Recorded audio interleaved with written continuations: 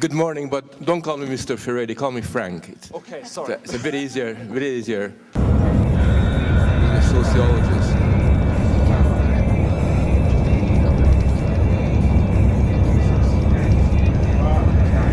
It's this mixture of commerce. It's a market during the day where they sell food and other stuff. In the evening, it's clubbing and wine bars and people eat. So as a space, it is actually one of the nicest spaces. And this is particularly an important subject. The theme of today is the Renaissance, it's regeneration, which I think is really a very important moment for us, because what people in the Renaissance did, especially in the years leading up to the Renaissance, was to look to the past, and as they looked behind them to the past and tried to make sense of their destiny, they also began to realize for the first time in European history, in fact, I would say throughout history, that humankind doesn't need to simply carry on in the old way. That humankind isn't just merely the passive objects of history, of destiny, but that what they called fortuna, fortune, sort of, was something that they could shape or influence. And it's really at that moment that the idea of humanism, the idea that human beings have got a capacity but also a responsibility to make a better world, really comes into its own. It's no longer something that happens to us by these metaphysical forces working behind our backs. It's something that you and I, just ordinary people, are capable of getting done.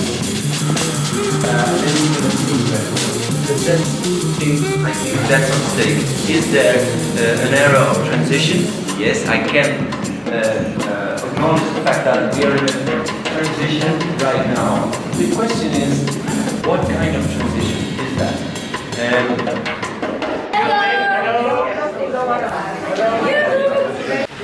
Okay, let's get started. Thank you all for coming. I'm sure you all have a great interest in the subject, as we do. I'll just quickly try to tell you why we are talking about this and what exactly we're going to talk about. When we talk about freedom of expression in this session, we'll be referring to artistic freedom of expression specifically, because we cannot cover everything else. That is freedom of press, of assembly, etc.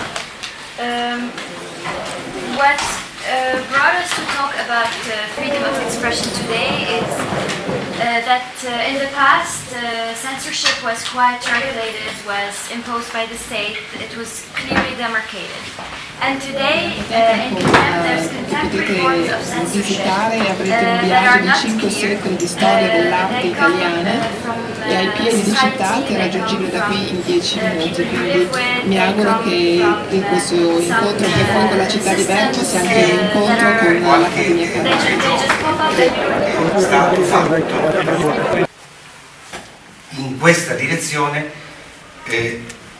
riguarda il riconoscimento di una forma, di un modo di fare teatro che chiamiamo semplicemente residenze. The only attempt that has been made in this country, in some region of this country, to give voice to this new situation is a new form which is, broadly speaking, called residences. Abbiamo lavorato insieme alle residenze pugliesi, le residenze lombarde, le residenze toscane. What it's really saying is that because there is something there to be understood, there is some insight to be gained, there's a truth out there that we need to learn from the Renaissance, make our own and assimilate history into our humanity, is that there is always an alternative. There's always an alternative. The alternative, I know that these days, whenever I watch television or I go to the cinema, I know that it's almost never the case that the film ends on a positive note. I don't know about you, but I just don't remember when was the last time I saw something with a happy ending. I mean, maybe I'm a little bit naive, but now and again, you do want a happy ending. And now and again, you do want an ending that inspires you, that gets you out of your seat, and makes you think that, you can fly.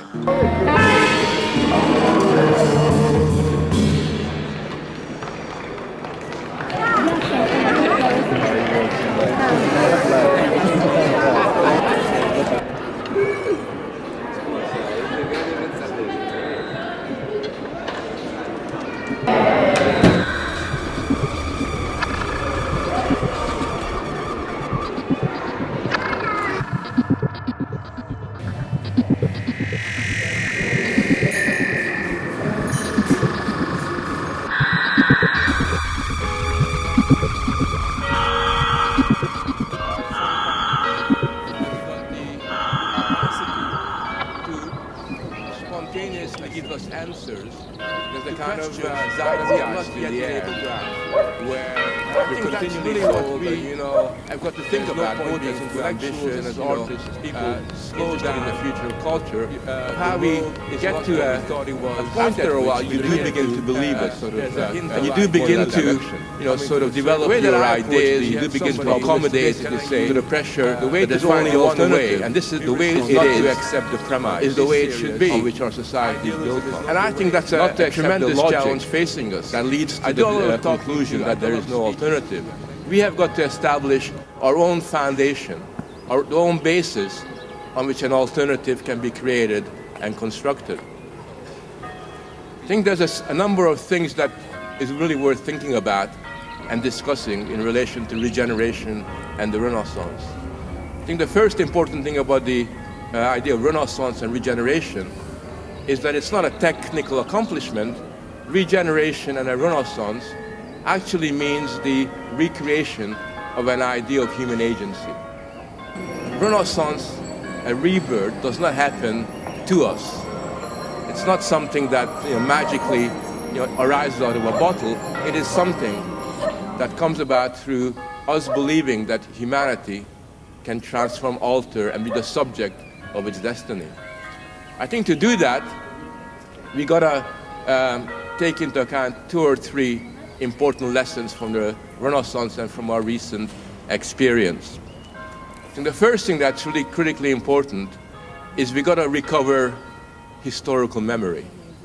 One of the things that has occurred in the last 20 or 30 years is that we think that what's going on now, the way we live our lives now, is the only way of living, and we forget that there were moments in the past when anything seemed possible, when people really felt that they had the capacity, the strength, and the power, through solidarity with other people, to change the way their lives were led.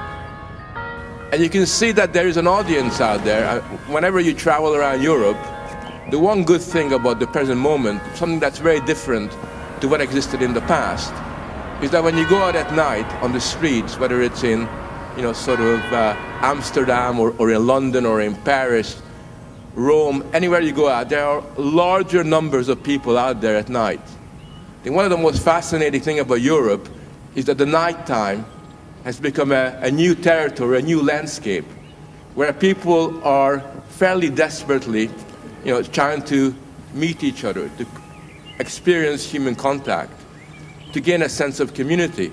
I think art and artists and performing artists have got to be there.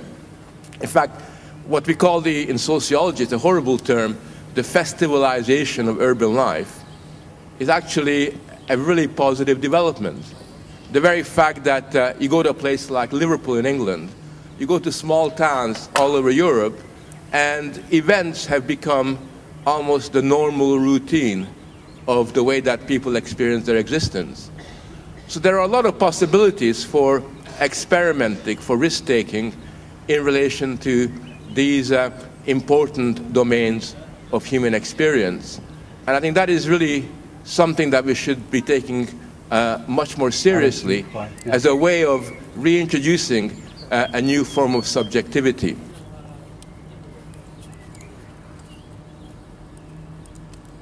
Thank you.